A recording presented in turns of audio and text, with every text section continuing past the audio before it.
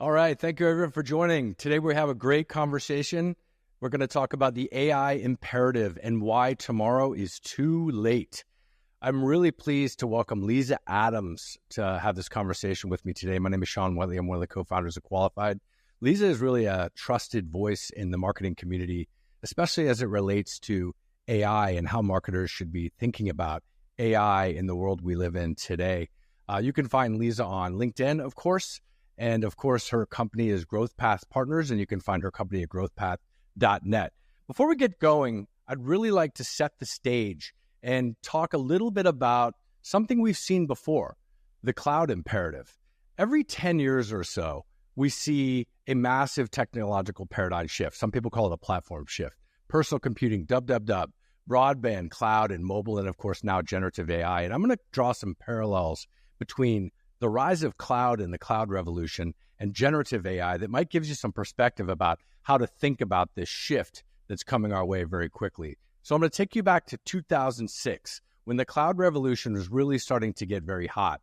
And I found some pretty interesting pieces on the web here. You see Jeff Bezos and Mark Benioff and Eric Schmidt, cloud pioneers to say the least. And here you can see Wall Street giving Jeff Bezos some guff about starting EC2, which now, of course, is AWS. And they didn't like that he was taking his eyes off the prize, which was the storefront, and investing in cloud infrastructure. Of course, today, it's a $90 billion business. It represents 17% of Amazon's revenue, but more importantly, 62% of their operating income, making it the most profitable business unit of Amazon. And of course, Salesforce, $36 billion juggernaut, 22% of the CRM global market share, and 30% compound annual growth rate over 2 decades, okay? This is kind of when the cloud revolution started.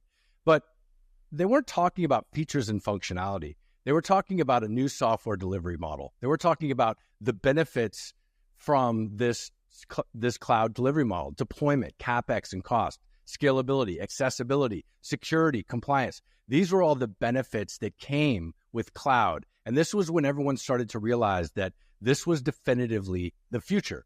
And as a result, they started getting a lot of pressure.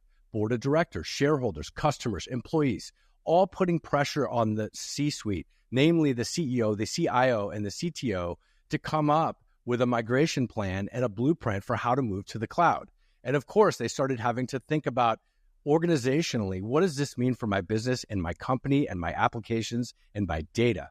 So you started to see the legacy providers start to move into the direction of a lot of the providers that we see today. And this is kind of the cloud computing transformation that really started around 2006. But keep in mind, this took over 20 years. It's still happening today. As of 2021, only 60% of the world's corporate data was stored in the cloud. So this is an evolution that happens, but it takes time, right? So fast forward to 2023, the foundation model wars, the generative AI revolution begins. And again, you see titans of industry investing in compute, in foundation models, in open source, closed source, and spending all this money to really sort of set the path forward. Partnerships are being forged, and there's a ton of money being spent to build sort of what is the future of computing. Now, if you look at these green and these purple bars here, this represents the opportunity. Generative AI represents a massive opportunity around efficiency, around speed, and around automating a lot of the things that people are doing today. And once again, the C-suite is under immense pressure. The C-suite is under pressure to take a look at their organization and take a look at like what kind of transformation they need to invest in to prepare themselves for this future that's coming. But once again, it's not going to happen overnight. They're saying over the next decade, this could be over $1 trillion industry. But just like cloud is still happening, this is going to take time. And there's still barriers to adoption, things like unproven ROI, things like data privacy and enterprise data readiness, shortage on expertise, budget, bandwidth, and trust.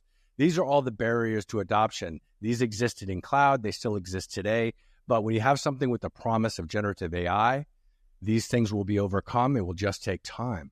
So one of the things we're going to talk about today with Liza is that why are marketers leaning into this so aggressively?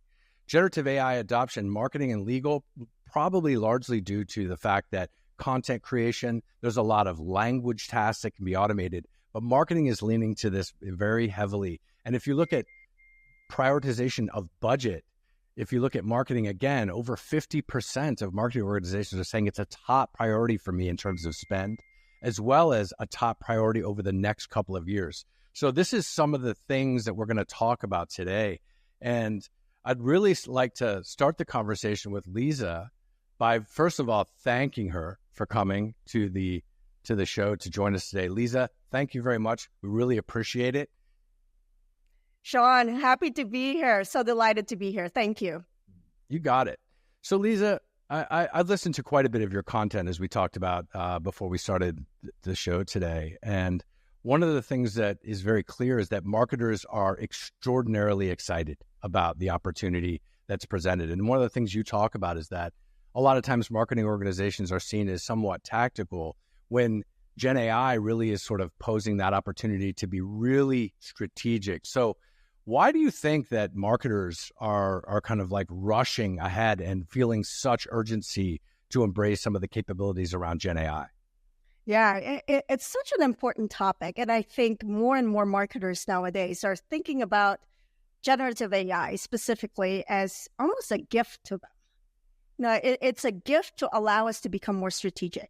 And what's interesting about that is there are still many marketers that think about it more from a content creation, content development perspective, when McKinsey has said that the investment in sales and marketing in AI will result in anywhere from $1.4 to $2.6 trillion of added business value. And I would argue that we can't blog post our way to $2.6 trillion. So marketing is now seeing that there's so much more opportunity beyond content creation into things like automation, using it as a thought partner, data-driven decision-making, because we can get a lot of insights. A lot of research can be done as a result of generative AI. And then last but not least, personalization. We'll now be able to deeply understand our customers, deeply understand prospects. And that is the North Star of marketers, right? We need to basically have such an understanding of our target market, of that persona, to serve them the best. So I think it gives us such an opportunity to elevate our strategic value way beyond many of the tactical things that we do in marketing today. Yeah, and Liza, you know, I've been listening to your content for a while now. You obviously talk to so many CMOs about as really sort of that trusted advisor in the ecosystem. And when you first started your sort of content journey around this, I noticed you were giving a lot of use cases about like how a marketer can start to leverage generative AI to do some things like competitive evaluation. And you had all these pointed use cases. And then over time, I saw you moving into sort of more sophisticated things like, you know, creating your own GPTs and doing other things to kind of extend some of the capabilities that were kind of basic at the time and getting into like more nuanced, sort of more strategic ways to sort of uncover data. So when you talk to marketers, obviously efficiency, like some people call it a productivity revolution or they call it an efficiency revolution. And obviously efficiency has been the word of the day for companies over the last couple of years in our environment. So when you talk about this, beyond content generation, which I think everybody understands, right? Like, what are the first things that come to mind in terms of like allowing a CMO to start really leveraging AI in a strategic way outside of content generation? Yeah. Well, one of the key things is product market fit.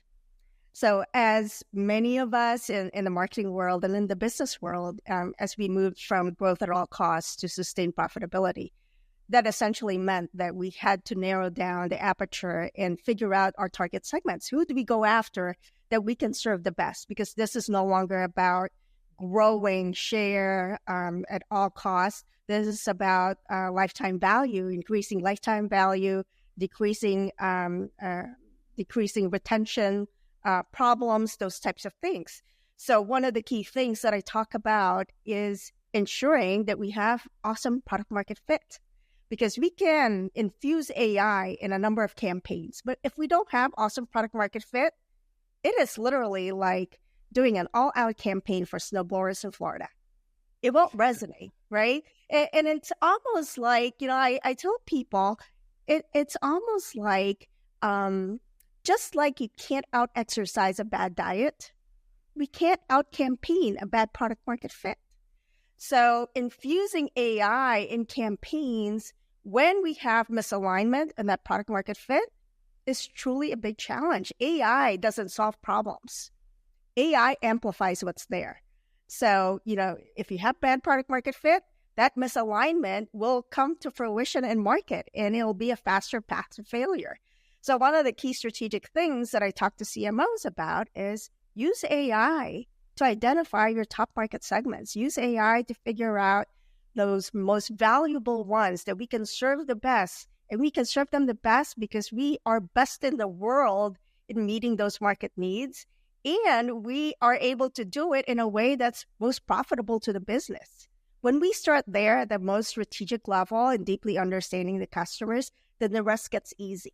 When we infuse AI in campaigns and we're able to align the business across those top market segments, then it gets easier for the business and then ultimately for our customers.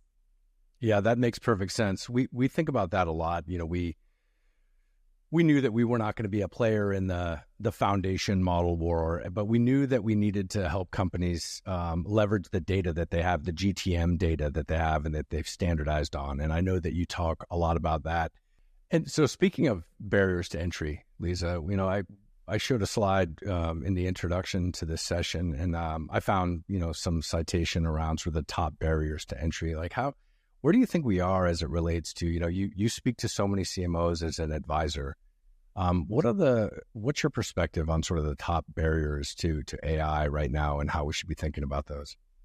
Yeah, Sean, I think AI literacy is still top of that list for me. Although many marketers and many CMOs are leaning in pretty hard on this now, I still see many that have not even scratched the surface. And I believe that AI literacy is just foundational. At the very least, we need to deeply understand it so that we can make the right decisions for ourselves, for our careers, for our families, and then ultimately society. When we don't have that knowledge, we risk relying on others who may or may not have the same values that we do to influence our decisions. So that, as a foundation, is super critical. But I also do think that we have to give ourselves a lot of grace and give ourselves just a lot of respect and others, depending on where they are in that AI journey, because it is truly a journey and not everybody has the time, has the right tools, right environment to learn AI. So I think we need to give ourselves a lot of grace as we go through this AI learning journey. If you think about it, if you think about the various inflection points in the market, AI is arguably the one inflection point that will change not just the way we work, but the way we live. And unfortunately, it's almost like a bunch of Lego pieces were dropped off at our doorstep, right? It did not come in a box that have a picture for what to build or instructions for what to build. So if you go into ChatGPT, there's a conversation box and you're just supposed to start typing. That's a very difficult thing. It's a change in the behavior. And, to your point earlier, it's about having a different perspective for how to use the technology. Given that there are no best practices, I think it's so important for all to share because no one's going to tell us, right? The major AI companies are building to create the next big technology, but there's less information and less instructions around how to use it for specific use cases. One of the pieces of content that you created, I think last month, you used the analogy of a hammer, and you can give a hammer to two people, like a master carpenter versus someone who's never even held a hammer before. And AI is kind of like a hammer. And I love the fact that it sounds like your first sort of piece of advice for marketers is to get educated. How do you speak to marketers when you explain to them, like, you can't wait, the time is now, you need to start moving now? How do you sort of frame that for a marketer? Yeah. And it's not even for marketing, it's for all, right? As I mentioned, AI literacy is just so important foundationally for us to make some decisions for ourselves, our families, and our careers, right? When you think about it from that perspective, then there's a sense of urgency because we don't want to be influenced by somebody else who may or may not have the same values as we do. But for marketers, this is about elevating our strategic value, right? And when I think about AI and when I think about marketing, marketing has had a tough ride the past decade or so, right? In fact, there are a number of CMOs that are trying to get on boards, but, there's less than 4% of board members that have marketing experience, largely because there are many reasons why we're not on boards. One of the reasons is that some of us are deemed as tacticians rather than strategists. And this is one of those things. AI is essentially the gift to marketers that can turn that perception on its head. We can regain that knowledge of our customers and deeply understanding them more quickly and more effectively. So when we have that kind of power at our hands, it not only helps us with upskilling and reskilling our teams, but it also puts us on the right path to really be more strategic for the organization, not just in a marketing function, but strategic in the sense of helping the business grow because we deeply understand our customers. Yeah, that makes perfect sense. And, one of the things we talk an awful lot about here at Qualified are digital workers. And I think digital workers sometimes are misunderstood. When we think about, you talk about retooling and reskilling an organization, like one thing's very clear, the organization of today and your org chart of today is not going to be the org chart of tomorrow. And that doesn't mean that you're laying off people. It just means that you're refactoring the things that they do and the things that the AI does. What is your perspective on sort of digital workers and, how that might impact organizations going forward? Yeah, I've this is one of my favorites because I've written about what I believe might be the marketing team 2.0, where we actually have not just human workers, but digital worker or AI workers. And they're essentially tools, and eventually they become teammates to us. So, for example, in product marketing, you might have an AI tool that is helping you create battle cards. That's a very tactical thing that marketers need to do. And to have an AI GPT that creates battle cards for you, that essentially shifts the thinking and the role to one of not essentially creating those things, but training the models and training the tools to do those things that you might not enjoy doing as much because they're so tactical and they're very repetitive. So you could essentially see an org chart where you have human beings managing a set of tools, and those set of tools are AI tools that help them do certain things and certain tasks more efficiently. Now, the value that we gain out of that significantly increases once we start chaining them together. You chain specific GPTs to now do workflows. You chain GPTs to now go not just within marketing, but across marketing and beyond marketing. So you can see how AI in combination with humans can effectively not only create faster, but also better, and last but not least, allow us to innovate. But in all that, AI is essentially the tool, essentially the teammate, and the value is in feeding it our unique knowledge, our unique expertise, and our unique data. Absent that, AI, as my good friend Andy Crestodina says, AI stands for average intelligence.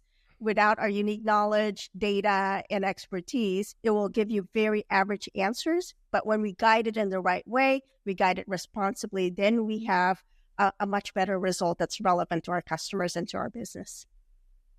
Liza, thank you so much for joining us today. We really appreciate it.